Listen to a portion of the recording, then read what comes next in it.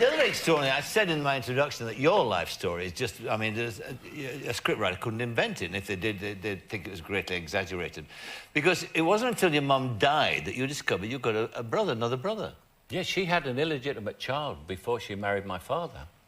And what happened was that a newspaper was doing an article on the state of mental health establishments in England. And unbeknownst to me, my half-brother, he had what they used to call in there, another lady who was a bit more bright than him. You couldn't understand what he said, but you could understand what she said. She was his, like, girlfriend.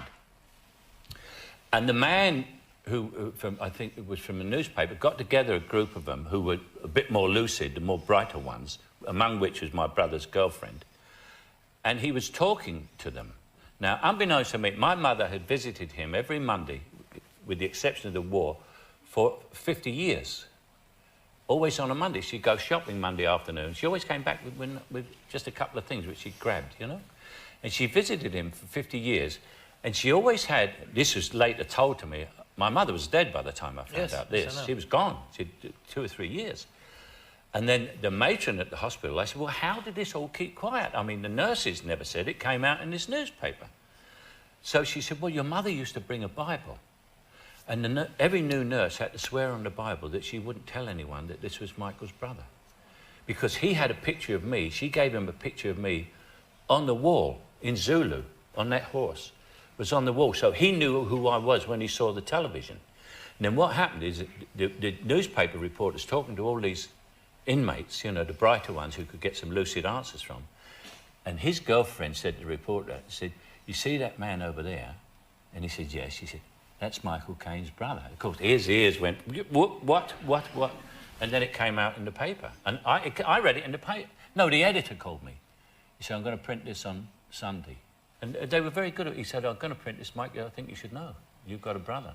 And I said, it's preposterous. He said, no. He said, no. What were your feelings? Well, I wanted to go and see him. I wanted to see if he was all right. Yeah, I went and saw him. And I got, you know, I was very rich by then, all this stuff. And the most amazing thing was, the name of the asylum was Caine Hill. And it's just the other side of Streatham, somewhere. Because he wasn't in there then, he'd been moved to a better place by the time I found him. And but then he died about 18 months after I got to know him. But I went and saw him, and I had these long conversations with the nurse, because I couldn't understand what he said. What had happened is he'd suffered from epilepsy when he was young, and in those days, they used to lock him in a cellar with a stone floor, and of course he'd bouncing about on that. He's probably quite intelligent, but you know, he bashed himself into bloody brain abnormality. And she gave him to the Salvation Army, and they looked after him until they'd figured he was old enough to show epilepsy. Oh, God knows when that is, I don't know. But there was this incredible story, you know. It's remarkable. Did your dad know about it? No. He didn't know either? Oh, no, he'd have killed her. My father, oh, if he'd have known. Oh. What were your feelings about your mum when this came out? I mean, did you feel sorry she not confided in you? I felt absolute amazement. Absolute amazement how she fooled us all for 50 years. Every Monday. And when she used to come to the country on a Sunday, yes, you know, yes. And my driver would tell me, I had to drive with a Rolls Royce, take my mum back to London, you know.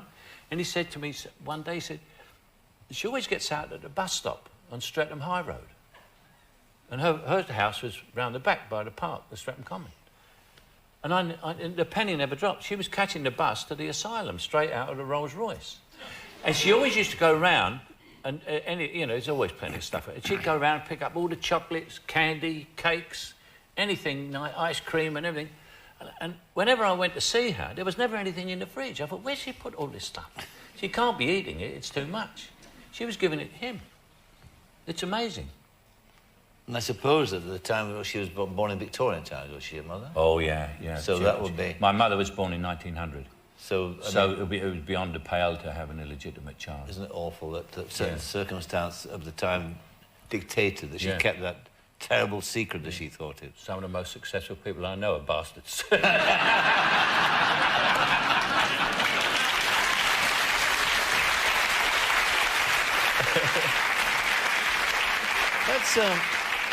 Let's look at a movie Hard to now. get a laugh at the end of that story, Well, wasn't it?